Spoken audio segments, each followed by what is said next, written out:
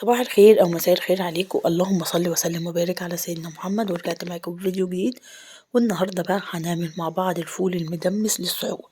طريقته سهله وبسيطه جدا. يلا لو لسه ما بتعرفيش تعملي الفول المدمس تعالي شوفي الطريقه دي وجربيها، طريقه ناجحه جدا جدا في الفول.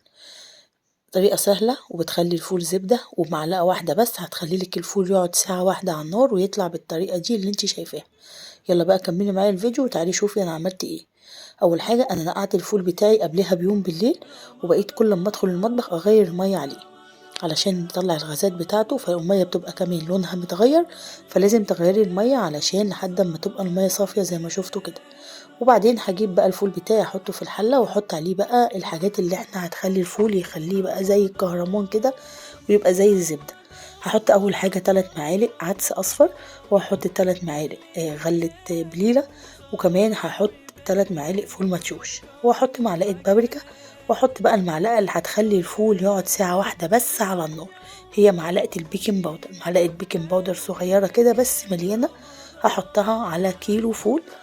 وهحط من كل حاجه اللي انا حطيتها 3 معالق علشان الفول بتاعي يلف بسرعه ويبقى لونه حلو زي ما انتوا شايفين كده. شفتوا في الاول والله كمان الكاميرا كانت ظلماء، اللون كان محمر وحلو جدا والفول طالع زي الزبده.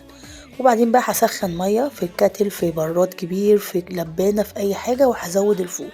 اوعي تزودي الفول ميه من الحنفيه، لازم تزوديه ميه سخنه. بصوا التفاعل بقى كده لسه من اول بقى من قبل ما يعني اول ما حطيت الميه بسبب معلقه البيكنج باودر. هقلب بقى كده المكونات اللي انا حطاها كده وارفع الفول على النار.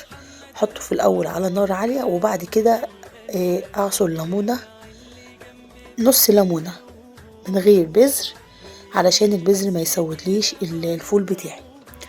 هشيل البذر منها تماما وهعصر كده بقى نص الليمونه، وبعدين اغطي بقى الفول واسيبه على نار عاليه شويه، هياخد غلوه، وبعدين اهدي النار لحد ما الفول بتاعي يستوي. اول نص ساعه من ان انا حطيت الفول عدت نص ساعه بالظبط، زودي كوبايه ميه كبيره. بعد النص ساعه التانية زودي كوبايه ميه كبيره.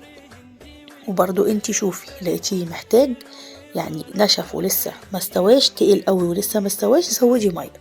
استوى وزي ما انتوا شايفين كده ملحلح وحلو، خلاص مفيش مشكله. ملحلح كده يعني الفول كده حلو كده، مش مكلكع في بعضه. دي كانت تاني كوبايه ميه زودتها، وهسيب الفول بقى كده عليت النار ياخد غلوة، وبعدين هشيله بقى من على النار كده. خلاص الفول بتاعي خلص وبقى زي الفل. اول مرة حطيت كاتل مية كامل، وبعد كده رحت حاطة كوباية مية سخنة بعد النص ساعة الاولانية، وبعدين رحت حاطة كوباية مية سخنة بعد النص الساعة التانية، وعليت النار واديته كده غلوة، وبعدين طفيت عليه. زي ما انتوا شايفين كده بقى زي الزبدة، حلو جدا جدا. قعد بالظبط على النار ساعة واحدة، بس انا سبته كمان ربع ساعة عشان يزبد اكتر، عشان انا بحبه بيبقى ناعم قوي. هو الفول بتاعي هي الفولة بتاعتي كبيرة، لان انا الفول دوت جايلي من البلد من واحدة صاحبتي، فالفولة مش مشكلة ان هي تبقى كبيرة او صغيرة، المهم ان احنا بنهرسها، فهي كده كده مش بتبان. المهم ان الفولة تبقى حلوة وتستوي بسرعة، والفولة اللي انت تجيبيها تبقى فولة فاتحة علشان تطلع لك الفول حلو كده. هجيب بقى الأكياس بتاعتي وابدأ بقى اعبي الفول. هحط بقى في كل كيس 3 مغارف كده محترمين، عشان لما نيجي نعمل بقى سحور نحط جنبه جبنة وبطاطس محمرة كده، يعني يكفي الاشخاص اللي هم هياكلوا. انت برضو على حسب عدد الافراد اللي عندك فبتحطي بقى وبتعملي. هكمل بقى كده تغليف الفول بتاعي كله، هعبيه بقى في اكياس، وهنشوف بقى عمل لنا كام كيس الكيلو ونص اللي انا عملتهم.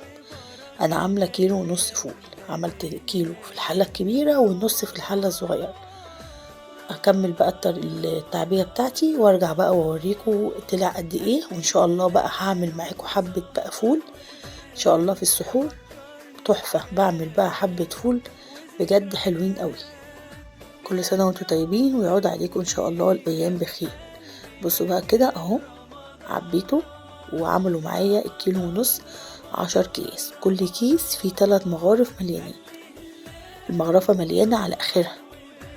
يعني انا لو كنت قللت كان طلعوا معايا ممكن يدوني مثلا 20 25 كيس، بس انا عاملة كيس محترم كده وحلو عشان لما اجي اطلع ما اقعدش بقى اطلع بالكيسين، هو كيس يطلع مرة واحدة وخلاص.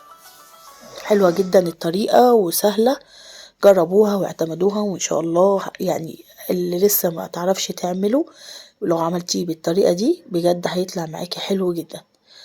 يلا بقى لو أول مرة بتشوفيني اشتركي في القناة وفعلي زر الجرس على الكل وأشوفكم إن شاء الله في فيديو جديد. السلام عليكم.